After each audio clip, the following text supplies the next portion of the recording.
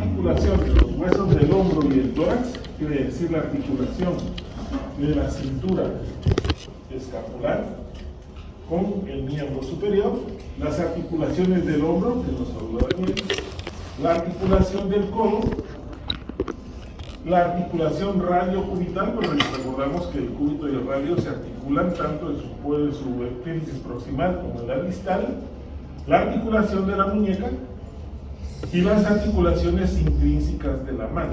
Esas son los seis tipos de articulaciones que vamos a encontrar nosotros en lo que es miembro superior. Cada una de ellas va a tener características distintas y va a tener componentes diferentes. En el hombro, para comprender la articulación del hombro, tenemos que conocer también la articulación de la cintura escapular.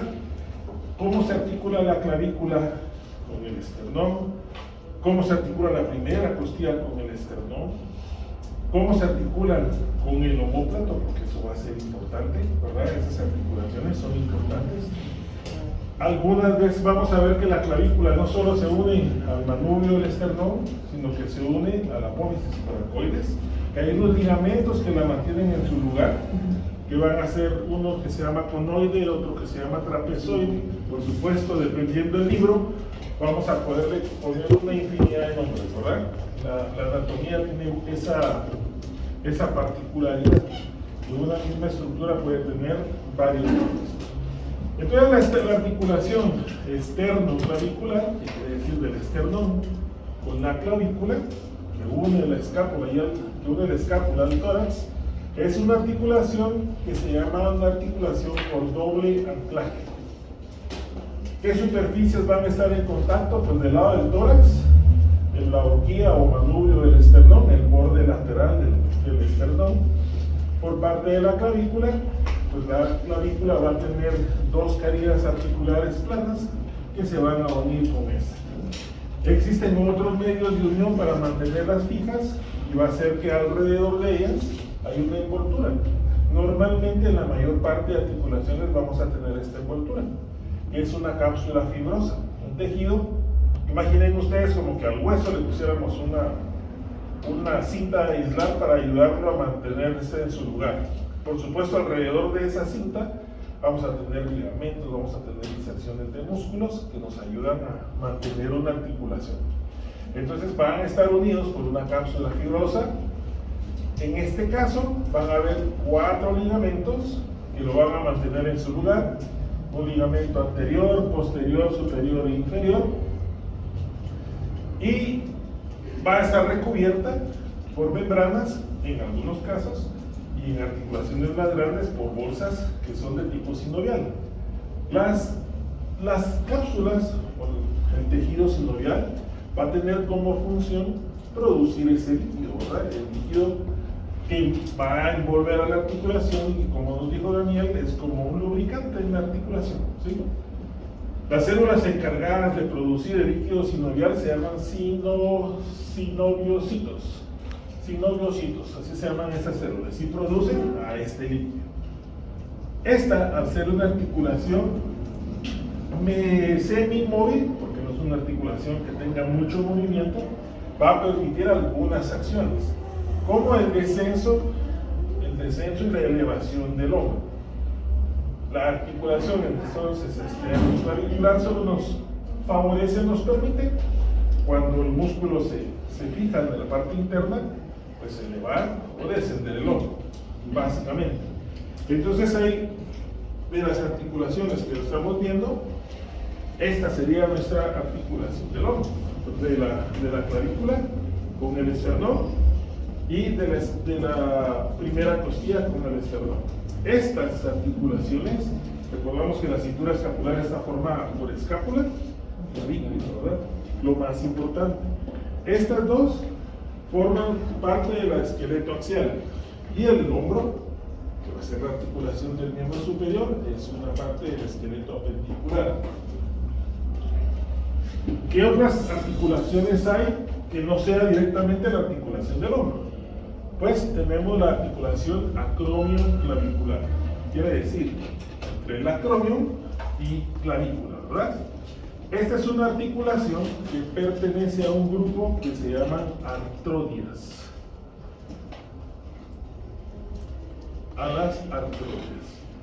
Esta se va a mantener en su lugar gracias a dos ligamentos. Los ligamentos acromioclaviculares superiores y acromioclaviculares inferiores.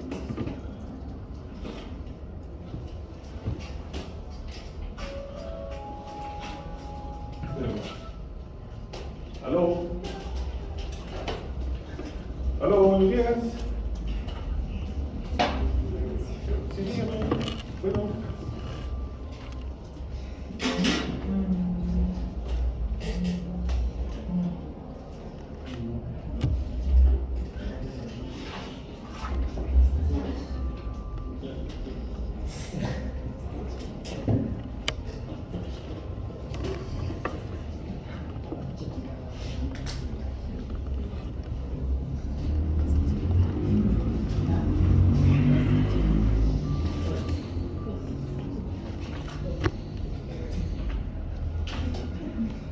Sí, buenos días. Sí. Sí, me pasa.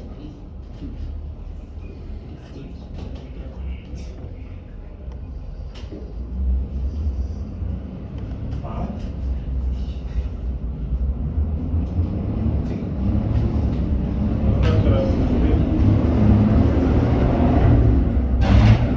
Muy bien.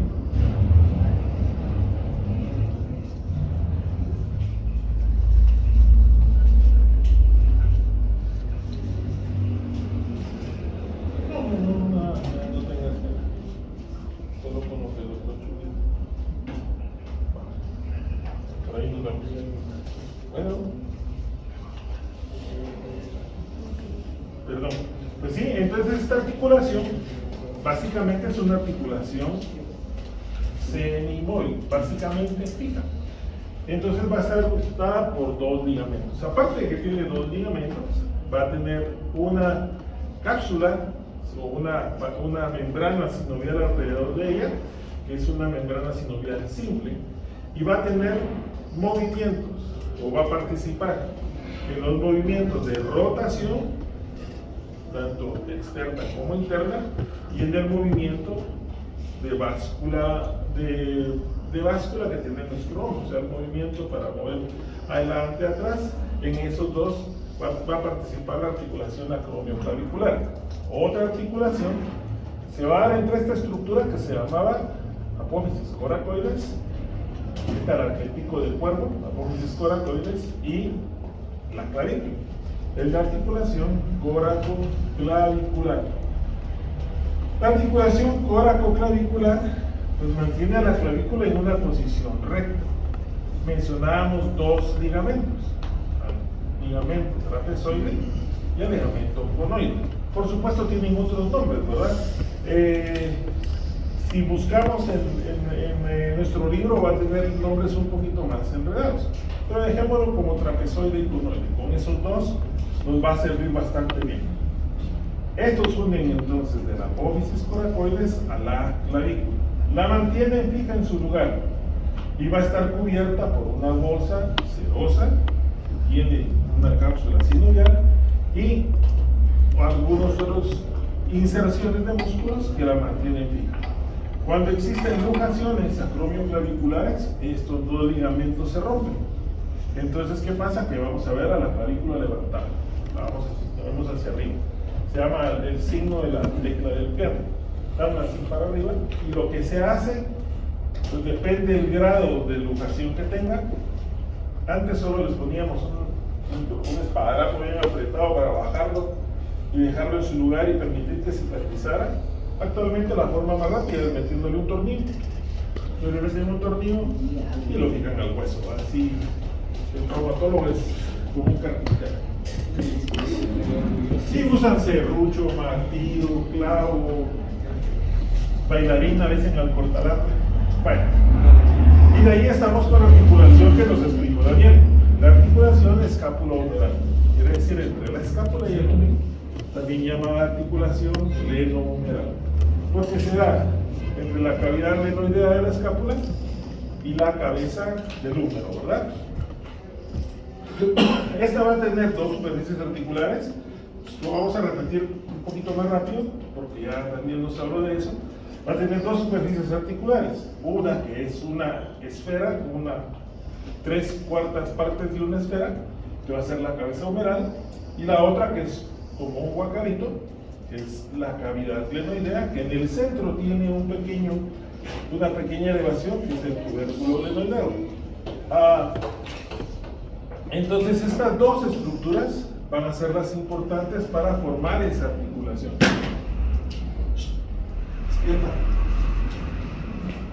De las dos estructuras articulares, mi color que está durmiendo hoy.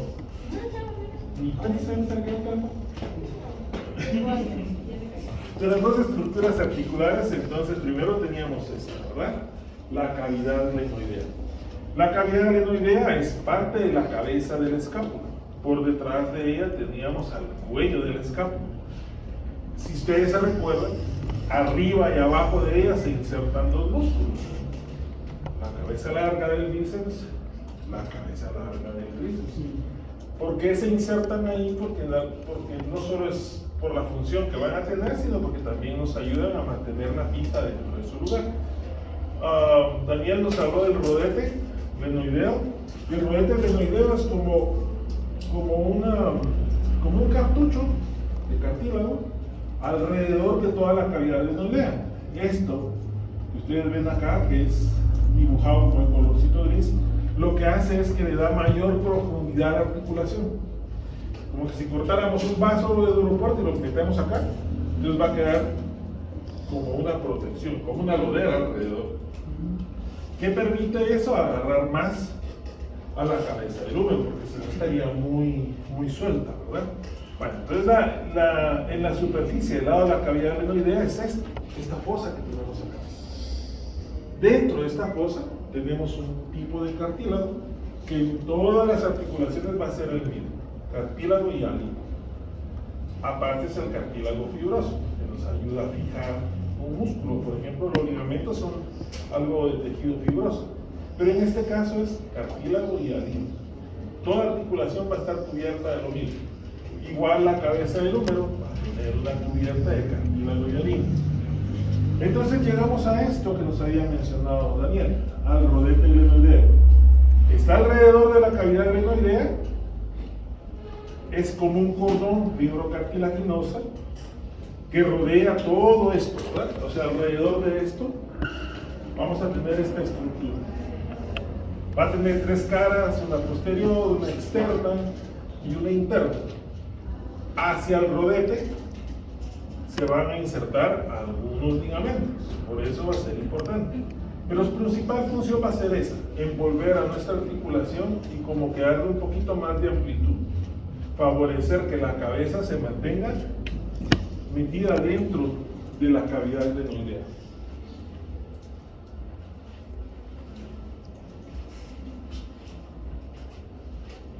Entre las dos estructuras que estamos viendo, las dos estructuras articulares, vamos a tener una cápsula fibrosa que va a unir una a otra. Habíamos hablado que esa cápsula fibrosa era como una envoltura, ¿verdad? La cápsula fibrosa va a estar encima de toda articulación. En todas las que veamos vamos a tener una cápsula fibrosa. Aparte de esa cápsula, como medios de fijación, vamos a tener los ligamentos corahumerales y glenohumerales. Esos tienen otro nombre también. Incluso, por acá solo había puesto yo parte del apellido. Bueno, ahí los vamos a volver a encontrar. Son los ligamentos corahumerales y ligamentos glenohumerales. Si nosotros nos basamos en el nombre de ligamentos, sabemos de dónde a dónde van. ¿Sí? Es relativamente fácil. El ligamento corahumeral va a ser una hoja fibrosa, ancha y gruesa, parte de la base y borde externo de la apófisis coracoides y termina en el troquíter. Eso es importante, saber de dónde a dónde va. Entonces, el corahumeral de la apófisis coracoides al troquíter.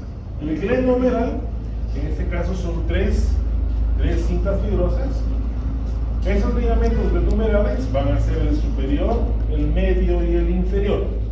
Entonces, ¿de dónde a dónde van? Pues van de la cavidad adenoidea, del borde de la cavidad adenoidea, y se van a dirigir al cuello anatómico del húmero.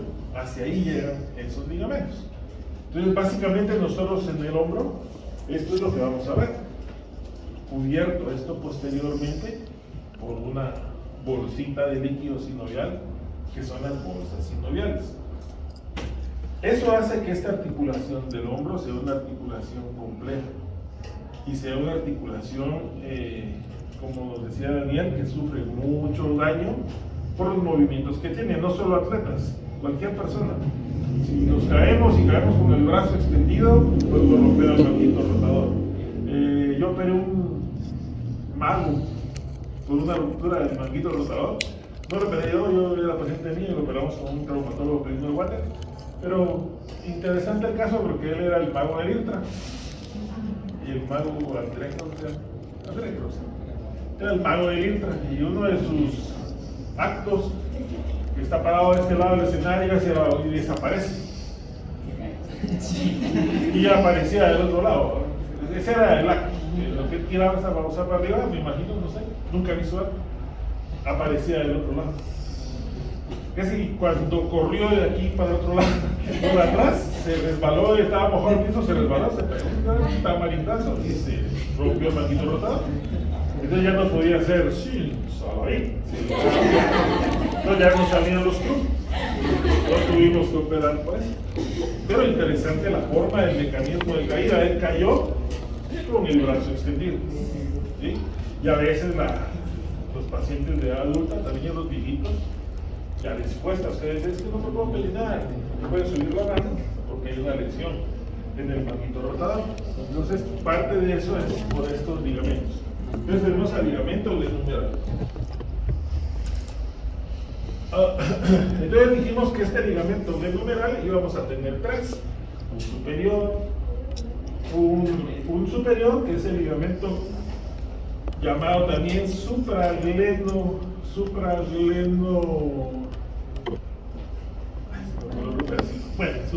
humeral para ver. Estos, el ligamento supragleno humeral, van a ser del rodete glenoideo. Estamos hablando de esos tres que se forman del glenohumeral. Nace del rodete glenoideo y se inserta en el cuello anatómico. El ligamento glenohumeral medio sale del rodete y se inserta en la base del troquín. Se perdona el troquín. Estaba por estar hablando del mago de me salió mal el hechizo y salió el troquín. En este ligamento, entre el ligamento glenohumeral medio y el ligamento glenohumeral superior, va a quedar un espacio que se llama el ojal glenoideo o foramen oval de Weyrich. A través de ese foramen va a pasar otro ligamento. Cuando son nombres raros, siempre me llaman la atención, aunque no sirva para nada, pero sirven para el examen. Eso sirve para el examen, son difíciles de aprender. Cuando me caen mal, eso les va a ocurrir. Si lo miran en el final, ya saben que me caen mal. Como ya me evaluaron, pues ya no importa, ¿verdad? Bueno, ahí tenemos el glenohumeral inferior, que se origina también del reborde glenoideo. Este no se origina del rodete, sino del reborde glenoideo, y termina en el cuello quirúrgico.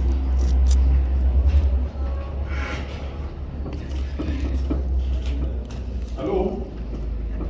Sí. Pero ella no está ahorita. Ella no está ahorita. Ella ahí la que va a interpretar el estudio, pero no está. Ella es con nosotros. No, desde que yo le presenté el caso a la doctora Popo. Vamos. En la articulación del hombro, pues vamos a tener algunas bolsas, que son las bolsas sinoviales. Estas van a estar formadas por membranas y por bolsas. recubren a todos los componentes de la articulación, lo envuelven dentro de una bolsa y que tienen como función la producción de líquido, ¿verdad? La producción de líquido sinovial. ¿Sí? El ligamento inferior, ¿de dónde se origina? Del reborde de la cavidad glenoidea.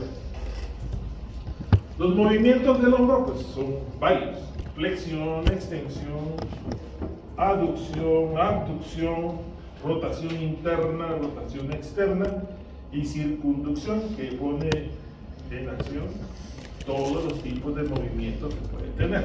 Entonces, esta parte es importante, no lo había explicado ya Daniel, los movimientos de la articulación del hombro. Entonces, por la cantidad de movimientos que tiene y por la amplitud de movimientos, chica mano, no sea maricón. No. ¿Está agarrándole las piernas a alguien? Venga, sentarse aquí, mira, sí, porque me distrae. Siéntese aquí. No me molesta. Voy a agarrándole las piernas a alguien. No, hombre, Agarra, fíjate, chica mano. ahí está fregando. Chiquitío, pero mañoso. Pero, A su mamá le voy a hacer fama ahora. Está uniendo Baja Verapaz con su celular. Bueno, entonces son los movimientos de esta articulación, de la articulación del hombro.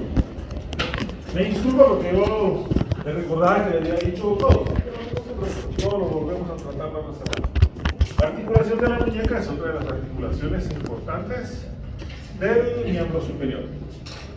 La articulación de la muñeca o articulación radiocarpiana une lo que va a ser el antebrazo con los huesos del carpo, ¿verdad? Es una articulación de tipo condilo. Como superficies articulares vamos a tener del lado del antebrazo a lo que es el cúbito y el radio. Entre estos dos, ¿se acuerdan ustedes que cada uno tiene una apófisis estiloides? Entonces, entre una apófisis estiloides y otra, se forma esta cavidad como medio semilunar, que va a servir para articularnos con los huesos del carpo, principalmente con los primeros 3 huesos del carpo. Estos 3 que tenemos acá, el escafoide, semilunar y piramidal, van a formar una estructura que se llama cóndilo carpiano. Entonces, el cóndilo carpiano lo van a formar esos 3 huesos de la primera línea de los huesos del carpo. Entonces, por el brazo se forma una cavidad que va a ser como una cavidad glenoidea, que va a ir de apófisis estiloides a apófisis estiloides. Estas van a unirse a estos huesos por medio de algunos ligamentos. Uno de ellos, uno de los principales, va a ser el ligamento piramidal, que tiene una forma triangular que viene del antebrazo a la muñeca. Vamos a tener un anterior, un dorsal, y vamos a tener un palmar. Vamos a tener de los dos lados ligamentos que la pican. Del lado de la mano mencionábamos que los 3 primeros huesos, el escafoides, el semilunar y el piramidal, los 3 juntos van a formar al cóndilo carpiano. Y este es el que se mete dentro de esta cavidad glenoidea que hay entre apófisis estiloides y apófisis estiloides. Entonces, cóndilo carpiano. ¿Alguien pregunta cómo está formado el cóndilo carpiano? Sabemos que son los primeros 3 huesos de la primera línea del carpo. Estos se van a unir, o los medios de unión de la articulación de la muñeca, va a ser por la cápsula fibrosa, que habíamos mencionado que es un tejido que la envuelve, y esa cápsula fibrosa va a estar reforzada por 4 ligamentos. Un ligamento anterior, un posterior, un interno y un externo. La cápsula fibrosa se inserta arriba, por arriba de la articulación del radio, por medio del ligamento triangular, y abajo en el cóndilo carpiano, que dijimos que son los 3 huesos. Entonces, entre este y este, aquí estaría quitada, aquí en esta imagen, el borde que tenemos acá es la cápsula fibrosa. No encontré una imagen que tuviera la cápsula. Incluso la busqué en Visible Body y no aparece la cápsula fibrosa. Pero en las imágenes solo dice que en esta imagen decía abajo que estaba recortada. Entonces todo este borde que tenemos aquí blanquito era la cápsula fibrosa que envuelve a la articulación de la muñeca.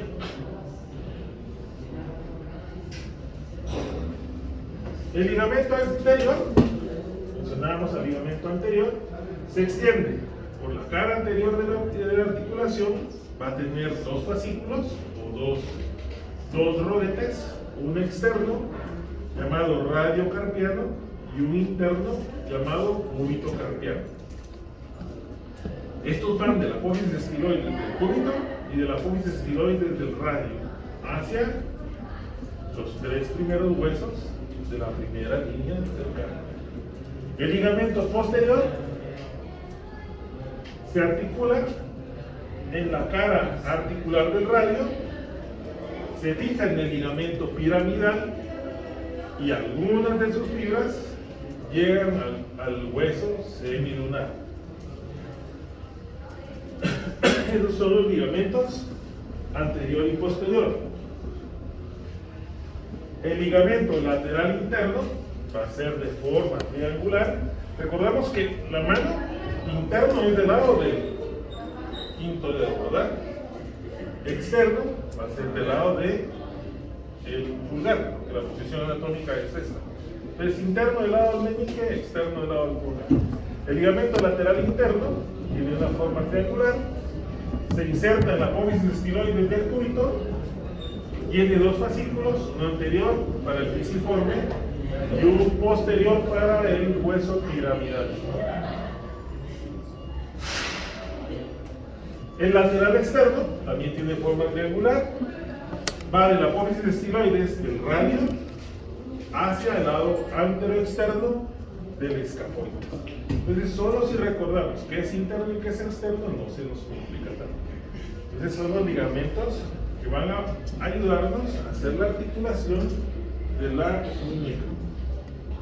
Estos también van a tener una cobertura sinovial, van a tener una cápsula de tejido sinovial, pero es una cápsula simple, menos compleja, que termina entre el antebrazo y los huesos del carpo. Esta bolsa va a estar por debajo de los tendones de inserción de los músculos, tanto extensores, flexores, que hemos estudiado, los extensores de los huesos propios, extensores profundos superficiales, flexores profundos superficiales. Cuando nosotros sometemos nuestra articulación a traumatismos constantes, dependiendo del trabajo, las personas que trabajan con máquinas de compactación que vibran, los boxeadores, las amas de casa que lavan ropa todavía así a la antigüita en la pila, pues tienen que tener rupturas de la cápsula fibrosa. ¿Qué va a pasar? Que las bolsas sinoviales se van a protruir, entonces le salen unos chupustillos aquí en la muñeca, que son los quistes sinoviales, ¿verdad? Los quistes sinoviales son bolsas de la sinovia de la articulación que atraviesan a esos ligamentos. Tenemos que, cuando son pequeños, a veces resuelven solos. Cuando son muy grandes, hay que hacer una cirugía, encontrar el origen y ligarlos para que no vuelvan a aparecer. Pero como esta es una membrana bien delgadita, si de casualidad cuando uno lo está operando se rompe, se pierde la forma, se pierde bueno, no podemos identificar de dónde nace, y si uno no lo liga bien, vuelve a aparecer con el tiempo.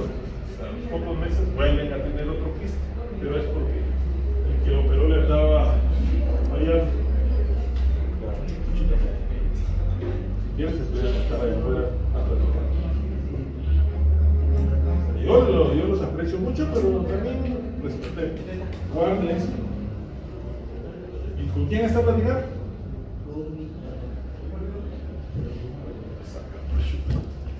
Entonces, por favor, compórtese. ¿No? Movimientos. Posee los 5 movimientos que caracterizan a una articulación continua. Aquí hay una pregunta de examen. ¿Cuáles son los movimientos de una articulación continua? Aquí están todos. Flexión, extensión, aducción, abducción y circunflexión. ¿Verdad? Flexión, extensión, aducción, abducción, y le podemos dar vuelta a la muñeca. Es más.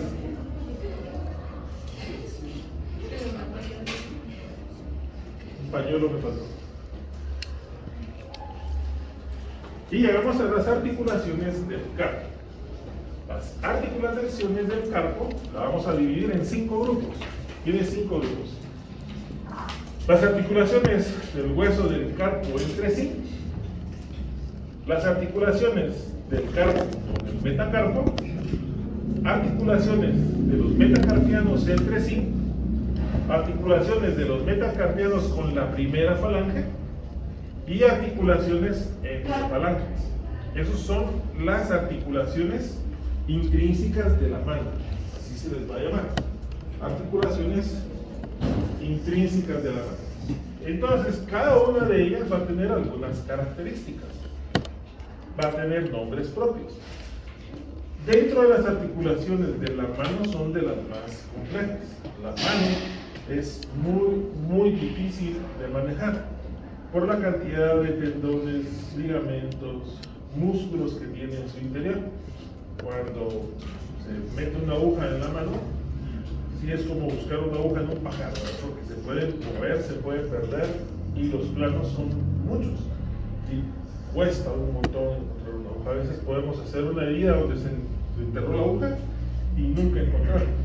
La única forma adecuada de poderlo hacer es teniendo un aparato de fluoroscopía, que es rayos X continuos, para poder identificarla, marcar y poder buscarla, pero es bastante complejo. Entonces, estas solo las vamos a mencionar de esta manera, como fines de evaluación, que es a lo que a ustedes les preocupa. Esas articulaciones solo vamos a mencionarlas